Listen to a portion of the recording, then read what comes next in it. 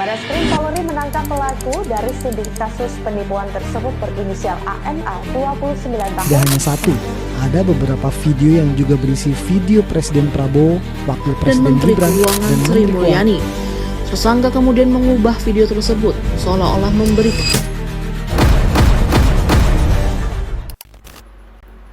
Halo semuanya, pernah nggak sih kalian melihat video di sebuah media sosial yang video tersebut terlihat begitu nyata sampai kita itu sulit membedakan apakah video tersebut benar-benar terjadi atau hanya sebuah dari AI? Saat ini, perkembangan teknologi Artificial Intelligence atau AI sudah sangat pesat. Kita bisa menggunakan AI tersebut untuk membuat gambar, tulisan, sebuah video yang sangat realistis dari AI tersebut. Tapi, pernah nggak sih kita berpikir bagaimana kalau teknologi tersebut membuat seseorang terlihat melakukan sesuatu yang sebenarnya tidak pernah ia lakukan? Bagaimana kalau suara dan wajah kita yang digunakan tanpa izin? Dan bagaimana kalau video palsu tersebut dipercaya banyak orang dan menyebar di media sosial? Nah, hal tersebut bukan lagi sekedar persoalan teknologi, tetapi sudah berkaitan dengan hak kita sebagai manusia, termasuk hak atas privasi, keamanan, martabat, dan hak kita untuk mendapatkan informasi yang benar. Oleh karena itu, pada video kali ini kami akan membahas tentang hak asasi manusia di ruang digital. Kita akan melihat bagaimana penyalahgunaan AI dapat mempengaruhi kehidupan masyarakat dan mengapa kita sebagai warga negara di era digital harus menggunakan teknologi secara bijak dan bertanggung jawab. Kita akan melihat bagaimana penyalahgunaan AI dapat mempengaruhi kehidupan masyarakat dan mengapa kita sebagai warga negara di era digital harus menggunakan teknologi secara bijak dan bertanggung jawab. Baik, sebelum kita masuk ke pembahasan tentang penyalahgunaan AI, kita pahami dulu sebenarnya AI itu apa sih? AI atau Artificial Intelligence sederhananya adalah teknologi yang membuat komputer bisa melakukan hal-hal yang biasanya dilakukan oleh manusia. Misalnya, mengenali wajah, memahami bahasa, membuat tulisan, gambar, suara, bahkan video. Sebenarnya, AI punya banyak manfaat dalam kehidupan sehari-hari. Di bidang pendidikan, AI bisa membantu kita mencari informasi atau memahami materi yang sulit. Dalam bidang pekerjaan, AI juga membantu kita menyelesaikan tugas dengan lebih cepat. Bahkan, untuk hal-hal kreatif, AI bisa digunakan untuk membuat gambar, desain, musik, sampai video. Tapi, di balik semua manfaat itu, AI juga bisa disalahgunakan. Salah satu contohnya adalah deepfake. Deepfake adalah gambar, suara, atau video yang dibuat atau diedit menggunakan AI sehingga seseorang terlihat seperti melakukan atau mengatakan sesuatu yang sebenarnya tidak pernah dia lakukan.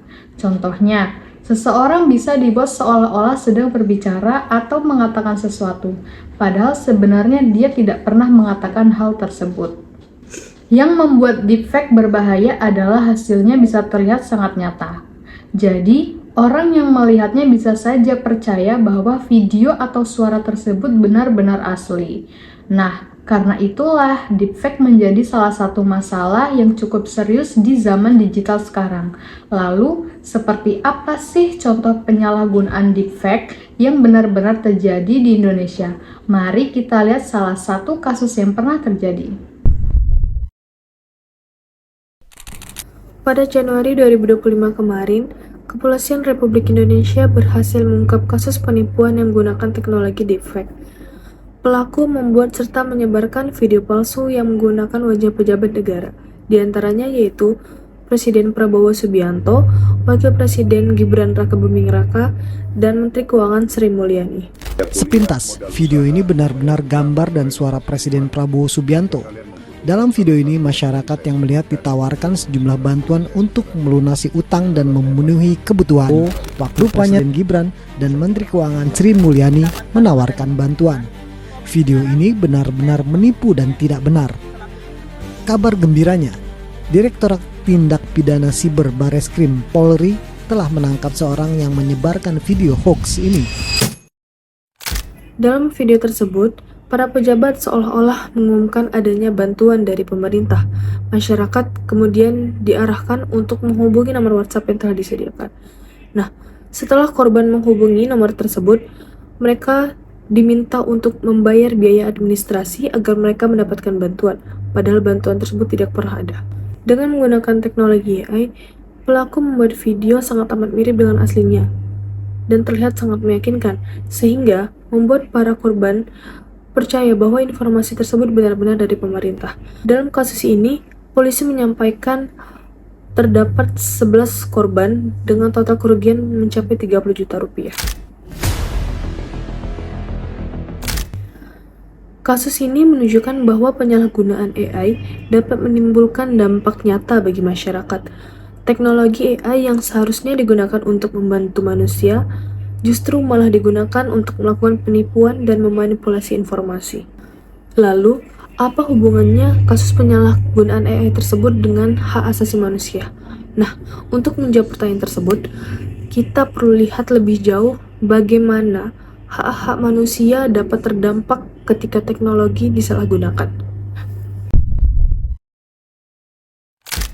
Kasus tersebut menunjukkan bahwa perkembangan teknologi tidak dapat dipisahkan dari hak asasi manusia. Di era digital, hak asasi manusia tidak hanya perlu dihormati dalam kehidupan nyata, tetapi juga dalam kehidupan di ruang digital.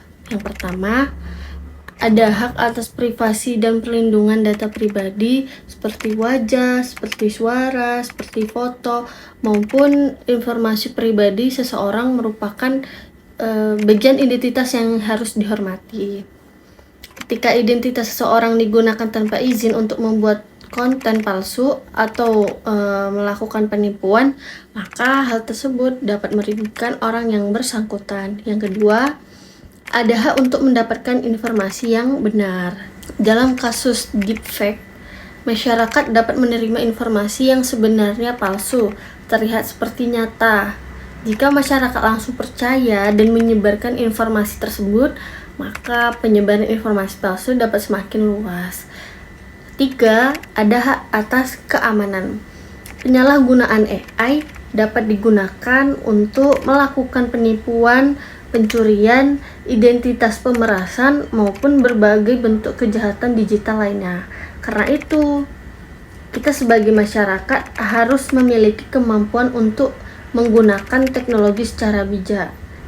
Kita tidak cukup hanya mampu menggunakan AI, kita juga harus mampu memahami resikonya, memeriksa informasi sebelum mempercayainya, menghargai privasi orang lain, dan bertanggung jawab terhadap apa yang kita lakukan di internet. Jadi, dapat kita simpulkan bahwa penggunaan AI memberikan banyak manfaat bagi kehidupan manusia. Tapi ketika AI disalahgunakan, teknologi tersebut dapat mengancam privasi, keamanan, reputasi, dan hak masyarakat untuk memperoleh informasi yang benar. Karena itu, mari kita menjadi warga negara digital yang cerdas, kritis, bertanggung jawab, dan tetap menghormati hak asasi manusia. Karena pada akhirnya teknologi boleh berkembang semakin canggih, tetapi hak manusia tetap harus dihormati. Terima kasih.